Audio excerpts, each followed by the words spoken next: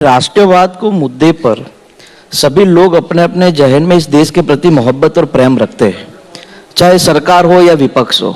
सब लोग एक दूसरों की मदद करके एक दूसरों को आगे बढ़ा के इस राष्ट्र को मजबूत करने का काम करते हैं। और ये शुरुआत कांग्रेस ने आज़ादी की लड़ाई से शुरुआत की है। हम गुजरात में मान लीजिए कि कोरोना महामारी के दौरान किसी को तकलीफ थी, किसी को ऑक्सीजन की बोतल चाहिए थी, तो हम लोगों ने उनको मदद करने का काम किया। यही राष्ट्रवाद है। और कांग्रेस पार्टी का एक एक कार्यकर्ता, कांग्रेस पार्टी के जितने भी पदाधिकारी हैं, वो इस देश के प्रति अपनी मोहब्बत रखते हैं और इसीलिए हमने इस देश को मजबूत करने के लिए अभी तक की लड़ाई लड़ी है। संबित जी ने जो बात कही उस बात से मैं बिल्कुल अलग मानता हूं कि सरकार जो भी हो वो सिर्फ गंगा माता पर ही बात नहीं करेगी। सरकार होगी वो देश के 150 करोड़ लोगों पर बात करेगी, वो चाहे किसी भी धर्म के लोग हो, वो चाहे किसी भी प्रदेश के लोग हो। और मेरा ये मानना है कि सरकार की जिम्मेवारी होती है प्रदेश और देश के सभी लोगों का काम करना। आज देश में क्या है, संबित जी पिछले जब से मैं समझता हूँ 5-6 साल से जब भी वो टीवी में आते हैं बोलते हैं, उनकी बात सिर्फ हिंदू मुसलमान और भारत पाकिस्तान तक की सीमित रहती है।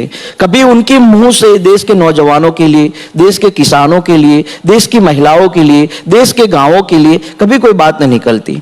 आप बताइए, जब 3 काले कानून इस देश में लागू किए गए तब संबित जी उसके फायदे गिना रहे थे, और 10 दिन पहले जब ये कानून वापिस लिए गए तब भी संबित जी उसके भी फायदे गिना रहे थे। कहने की बात बहुत स्पष्ट है कि जो भी सरकार करती है उसको सही तरीके से लोगों के बीच में अलग अलग तरीके से गुमराह करने के लिए फैला दिया जाता है। मेरा यह मानना है कि सरकार ने जो वादे किए थे 2014 में, उसमें से एक भी वादा पूरा नहीं किया, और इसीलिए राष्ट्र और राष्ट्रवाद के नाम पर बहसें छेड़ी जाती है।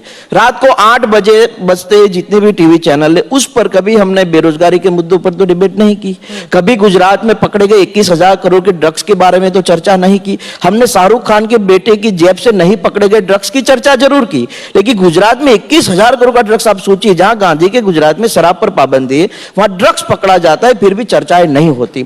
इस देश में जो नौजवान बेचारा पढ़ लिख कर अपने पिता की, अपने माता की आने वाली पीढ़ियों को सुरक्षित करना चाहते हैं, उस नौजवानों की रोजगारी के लिए तो चर्चा नहीं की। राष्ट्रवाद का मतलब ही यही है कि हमें देश के हर एक व्यक्ति की चिंता करनी चाहिए। वो पढ़ा लिखा है तो उसको रोजगार देना चाहिए। हमारे देश में वहां सरस्वती की शिक्षा मुफ्त में मिलनी चाहिए। उसकी जगह गुजरात में 1-1 लाख रुपया 5वीं कक्षा के पढ़ाई के लिए लगते। तो यही राष्ट्रवाद है। राष्ट्रवाद का मतलब है भारत में रहने वाले सभी नागरिकों के हितों के लिए काम किया जाए।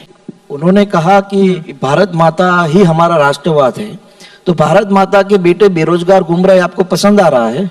भारत माता के बेटे जो किसान 1 साल से सरहद पर बैठे थे, उनकी जानें चले गई, वो आपको पसंद आ रहा है?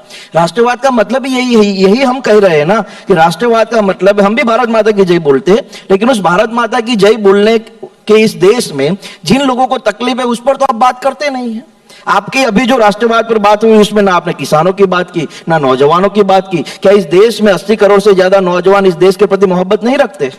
कृषि कानून वापस तो ले लिए गए ना आप, और प्रधानमंत्री ने राष्ट्र के नाम संबोधन में माफी भी मांगी उसको। अच्छा, 1 साल के भीतर 700 लोगों की मृत्यु हो जाती है। उन्होंने कहा वो किसानों के हक में था, 700 लोगों की मौत के बाद आपने माफी मांगी। किसान यही कहते थे ना। आज देश का नौजवान कहता हमें रोजगार दीजिए, आप नहीं देते। किसान ने कभी नहीं मांगा था 3 कृषि कानून, आपने दे दिया। 700 लोग की मृत्यु हो गई ना। अब सोचिए, ये कोई बड़ी बात नहीं आपको दिखती।